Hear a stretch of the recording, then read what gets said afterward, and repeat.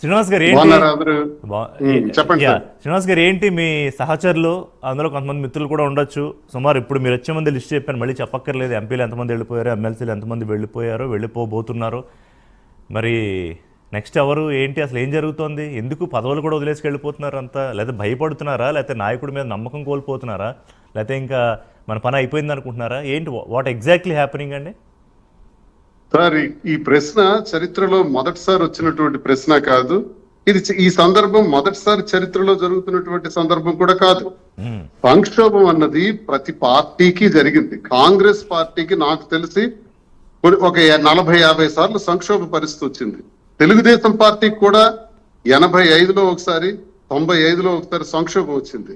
సంక్షోభం వచ్చేటప్పుడు ఈ పార్టీ కుప్పకూలిపోతుందా, ఇంక ఈ పార్టీకి అవకాశం ఉంటుందా లేదా అన్నటువంటి వాతావరణం మనకు కనిపిస్తుంటది.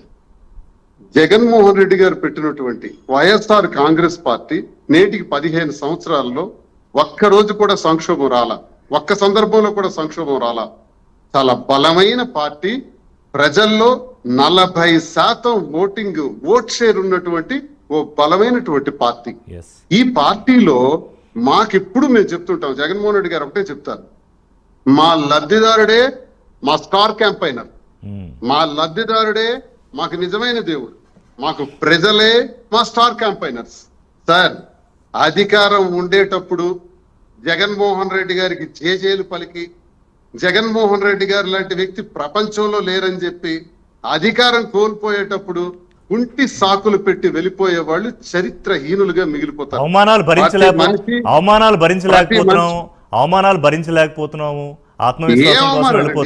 జగన్మోహన్ రెడ్డి గారు మొన్న ముఖ్యమంత్రిగా గెలిచుంటే, వైసీపీ రూలింగ్ లోకి వచ్చుంటే ఈ వెళ్ళిపోయిన వాళ్ళు వెళ్ళుండేవారా?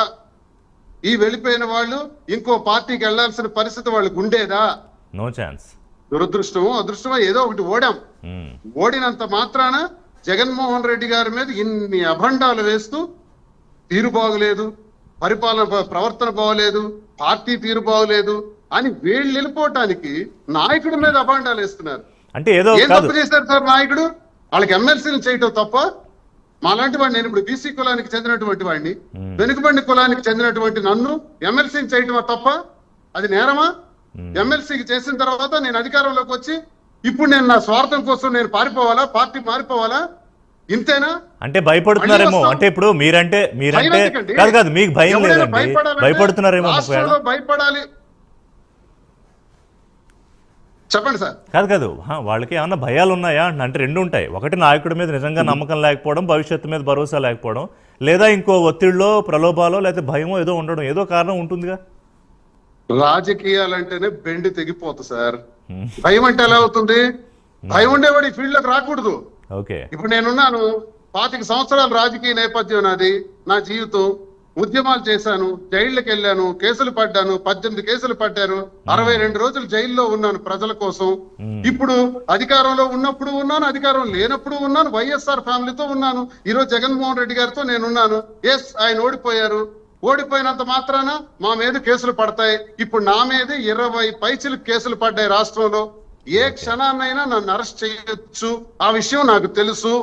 తెలిసి కూడా గట్టిగా ఎందుకు చెప్తున్నానంటే, మీ పేరు కూడా ఉందా రెడ్ బుక్ లో? నా పేరు కేసులు పడ్డాయి కదా సార్. మీ పేరు కూడా ఉంది. ఆల్రెడీ స్టేట్ లో, ఏపీలో ఇంచుమించు 28-29 కేసులు పడ్డాయి. ఒక్క నిమిషం. శాంతి ప్రసాద్ గారు ఎందుకు నవ్వారు? ఏం శాంతి ప్రసాద్ గారు ఏమీ జోక్ చేయలేదు కదా? దువ్వాడ గారు ఏం జోక్ చేయలేదు. మ్యూట్. 25 సంవత్సరాల పాటు పోరాటాలు చేసి ఉద్యమాలు చేశాను. ఈ పోరాట ఉద్యమాలు, ఆ రోజు జీప్ మీద రాడ్లు పెట్టుకొని కర్రలు పెట్టుకుని వెళ్ళటం, ఇవన్నీ అప్పుడు మేము చూసాం జగన్ రెడ్డి టైంలో. బహుశా ఆ పోరాటాలే ప్రజా పోరాటాలు అనుకుంటున్నాడేమో. బహుశా అప్పుడు రౌడీ షీట్ కూడా ఓపెన్ చేశారు. అవి ప్రజల పోరాటాలు అంటే మాకు నవ్వు వస్తుంది. మేము చేయలేము అంతకు. రైట్. అయితే నాకు ఒకటి చెప్పండి శ్రీనివాస్ గారు, మీరైతే మీ కమిట్మెంట్ అంటే మీరు చెప్తున్న మాటలను బట్టి, సార్ రాజకీయాలు ఎప్పుడేం జరిగితే తెలియదు కానీ మీరైతే రాజకీయాల్లో ఉన్నంతకాలం జగన్మోహన్ రెడ్డితో ఉంటానని చెప్పినట్టు గుర్తు నాకు ఎప్పుడు అన్నారు మీరు.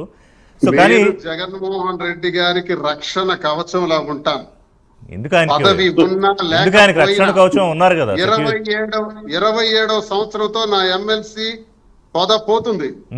27 కాదు, జీవితాంతం నా ఆఖరి ఊపిరి ఉన్నంత వరకు అందరూ ఇలాగే మరి చెప్పుండొచ్చు. వీళ్ళు అలా చెప్పారండి. అందరూ ఇలాగే కాదు, ఇప్పుడు వెళ్ళిపోయిన మాట్లాడరు. వాళ్ళల్లో అందరూ పార్టీలో వెళ్ళిపోయి ఉండొచ్చు. ఇప్పుడు నేను ఆరుగురు ఇప్పుడు ఎమ్మెల్సీలు చెప్తున్నది ఏంటంటే, ఆరుగురు స్పష్టంగా ఎమ్మెల్సీలు తెలియజేస్తున్నాను. కాదు సార్, నా ఆరుగురు మీద ఎమ్మెల్సీలు టార్గెట్స్ ఉన్నాయి. ముగ్గురు ఎంపీలు నన్ను అంతకు ముందు వెళ్ళిపోయిన వాళ్ళు కూడా ఇదే చెప్పారు. అసలు మీరన్నట్టు చెప్పాను సార్. ఉమ్, ఆ వెళ్ళిపోయిన వాళ్ళ మీద కేసులు లేవు సార్.